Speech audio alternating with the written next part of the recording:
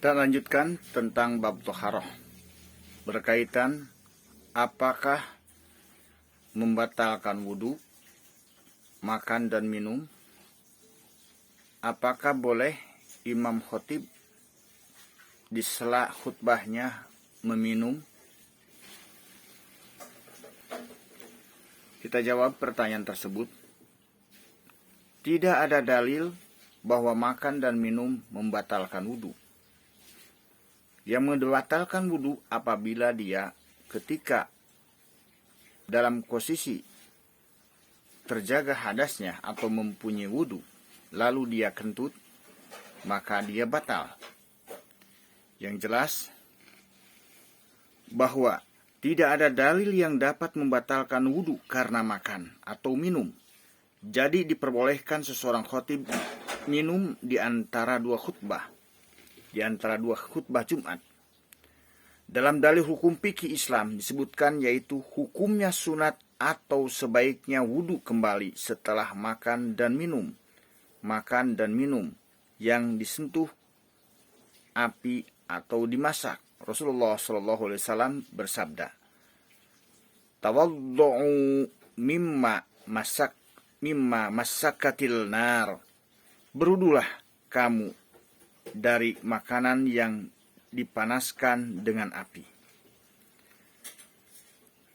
Yang dipanaskan dengan api seperti misalnya ketika kita sudah berwudu dan beriktikaf di masjid, lalu kita makan dan minum, disunahkan berwudu kembali. Tapi dalam hal ini kaidah fikihnya tidak membatalkan.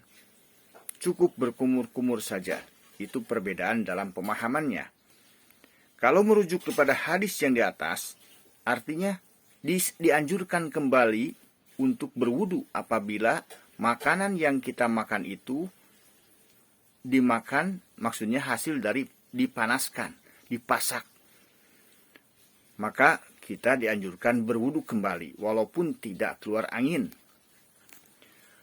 Maksudnya, kita harus berwudu setelah makan makanan yang telah dimasak dengan perantaran api dan semacamnya.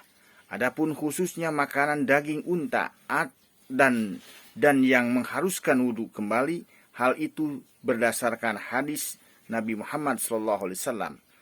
Faqala sya'ala Rasulullah SAW, Ana tawaddu'u min lahmil ghanam. Faqala in sidta fala tatawaddu'a. Qala ana tawaddu'u min luhumil libil. Qala na'am tawaddu'a min luhumil libilin. Maka seorang lelaki menanyakan kepada Rasulullah SAW dengan pertanyaannya, apakah kami harus berwudu karena makan daging kambing? Nabi lalu menjawab, jika kamu menghendaki maka berwudulah atau tidak perlu berwudu. Orang itu mengatakan pula, apakah kami harus berwudu karena makan daging unta? Nabi menjawab, ya, berwudulah karena makan daging unta.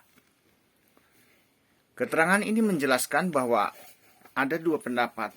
Pendapat Rasulullah sendiri menganjurkan untuk berwudu kembali. Dan apabila memakan daging unta, maka berwudulah.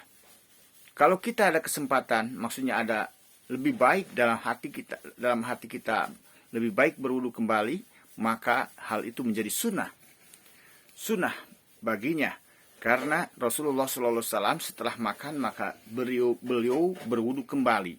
Kenapa demikian? Karena kehati-hatian apabila kita setelah makan mungkin ada makanan yang terselip di gigi-gigi kita, di sela-sela gigi kita, maka beliau berwudu kembali. Artinya membersihkan daripada rasa-rasa yang mungkin menyangkut di sela-sela gigi. Begitulah Rasulullah SAW memberikan contoh bab taharah yang berkaitan dengan makan dan minum apakah membatalkan wudhu atau tidak.